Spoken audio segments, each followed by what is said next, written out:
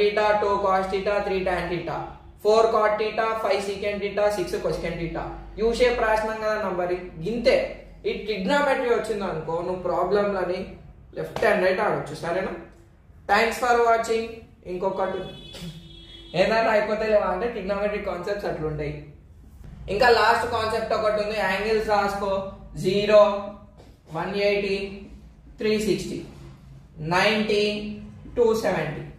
0 తీసేసే ఇవి even angles అవుతాయి, ఇవి ఆడ్ నంబర్స్ అవుతాయి. ఆడ్ వచ్చింది అనుకో sine changes to cos theta, cos changes to sine, tan cot, cot అంటే మనం ఆర్డరింగ్ రాసినాక first order second order, second order first order, 3 4 4 3 5 6 6 5 change అవుతాయి. ఇక ఇక్కడ ఈవెన్ నంబర్ వచ్చింది అనుకో బ్రో నో చేంజ్, ఎట్లున్నాడు అట్లనే ఉంటాడు, ఈడ చేంజ్ అవుతాడు.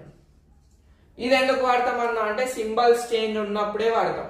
ఇది మనం ఈవెన్ బీటెక్ లో వాడతాము, డిప్లొమాలో వాడతాము, డిగ్రీలో వాడతాము, ఇంటర్లో వాడతాం, 10th లో గిట్లా వాడతాం. మీకు ఈ కాన్సెప్ట్ టెక్స్ట్ బుక్ లో తీసేసినా కానీ ఎగ్జామ్ లో ప్రాబ్లమ్స్ వస్తున్నాయి. సో చూసుకోండి.